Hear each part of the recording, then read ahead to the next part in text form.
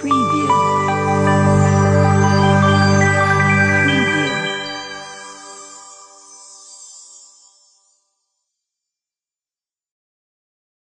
स्वामींची साथ हवी असेल तर मग 7 गोष्टी नेहमी लक्षात ठेवा. श्री स्वामी समर्थ. नमस्कार मित्रांनो. आजचा प्रत्येक माणूस हा स्वतःच्या परिवारासाठी आणि फक्त स्वतःच्या कुटुंबासाठीच परमेश्वराकडे काही ना काहीतरी मागत असतो. तसेच अनेक प्रकारचे वृत्तवैकल्य करत असतो. आणि धनसंपत्ती, वैभव, पैसा, आरोग्य, सुख, समाधान मिळवण्यासाठी परमेश्वराचा नितांत धावा करतो. अशाही काही व्यक्ती आहेत ज्या परमेश्वराची भक्ती कमी आणि मागणी जास्त करत असतात. अशा व्यक्ती देवा माझे भले कर, देवा माझ्या कुटुंबाला, मला आणि माझ्या मुलांना कोणाचीही दृष्ट लागू नये, असेच मागणी परमेश्वराकडे मागत असतात.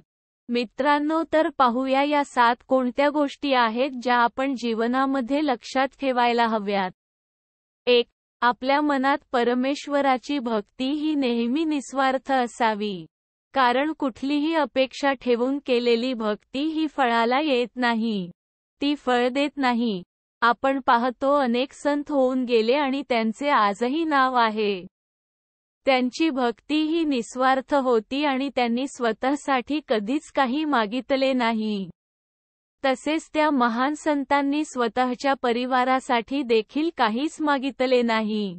सदैव त्यांनी जनकल्याणासाठी काम केले, अनेक त्याग केले, आणि परमेश्वरानेही त्यांना न मागताच सर्व काही दिले. त्याचप्रमाणे आपली भक्ती देखील निस्वार्थ असावी. मग बघा, परमेश्वरही आपल्याला न मागता सर्व काही देईल. 2. देवाचा नैवेद्याचा प्रसाद हा नेहमी इतर सर्वांना वाटूनच आपण ग्रहण केला पाहिजे. परमेश्वराचा प्रसाद हा नेहमी पवित्र असतो. त्या नैवेद्याच्या प्रसाद ग्रहण केल्यामुळे अनेक जणांचे दुःख कमी व्हायला मदत होते. त्याकरिता जे कोणी उपस्थित असतील त्यांना प्रसाद मिळायला पाहिजे, जेणेकरून सर्वांची दुःख कमी होतील आणि आपल्यालाही पुण्याचा वाटा मिळेल. 3. घरातील अन्न कधीही वाया घालू नका. कारण आपण फार नशीबवान आहोत की आपल्याला 2 वेळेचं अन्न तरी मिळते.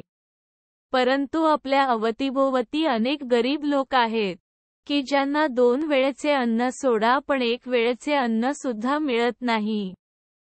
त्यामुळे नेहमी आपण अन्नाचा आदर हा केलाच पाहिजे.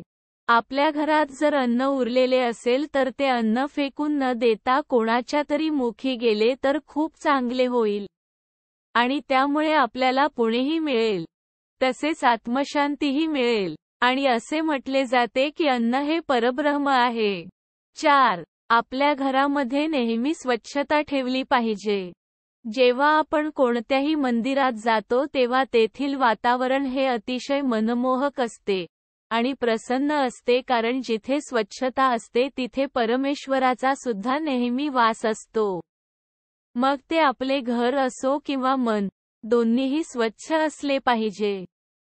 5. आपल्यामध्ये नेहमी अपमान सहन करण्याची क्षमता असली पाहिजे.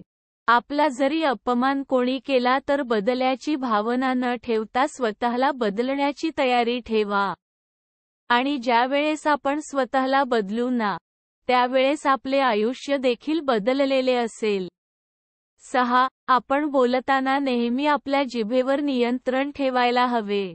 बरीच माणसे अशी असतात समाजात जे बोलताना विचार नाही करत, बरेच काही वाईट शब्दाचे उच्चार करतात. तसेच कुठलाही विचार न करता कोणालाही सहजरित्या काहीही बोलून जातात. परंतु त्यांच्यामुळे समोरच्या व्यक्तीला किती त्रास होतो हे त्यांना कळत नाही. ते म्हणतात ना, धनुष्यबाणापेक्षाही माणसाचे बोललेले शब्द हे फार तीक्ष्ण असतात.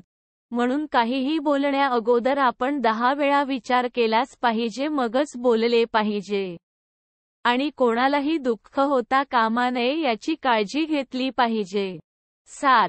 परमेश्वराला कधीच दोष देऊ नका. अनेक व्यक्ती अशा असतात जर त्यांचे काही वाईट झाले की ते परमेश्वराला दोष देतात. परंतु परमेश्वर कोणाचेच वाईट करत नाही. ज्याप्रमाणे आपले आईवडील आपल्या मुलांचे कधीच वाईट करत नाहीत, परमेश्वर सुद्धा आपल्या आई वडिलांचे माता पिता आहेत, मग देव आपल्या मुलांचे का वाईट करेल? उलट परमेश्वराला प्रेमाने साथ घालून बघा, परमेश्वर तुमच्या मदतीला नक्की धावून येईल. म्हणून श्री स्वामी समर्थ म्हणतात की भिऊ नकोस, मी तुझ्या पाठीशी आहे. अशा प्रकारे या 7 गोष्टी आपण आपल्या जीवनामध्ये लक्षात ठेवा. तर भक्तांनो, व्हिडिओ कसा वाटला ते कमेंट्समध्ये नक्की कळवा. व्हिडिओ आवडल्यास लाईक, शेअर आणि आपला चॅनेल अजून सबस्क्राईब केला नसेल तर जरूर सबस्क्राईब करा. श्री स्वामी समर्थ. धन्यवाद.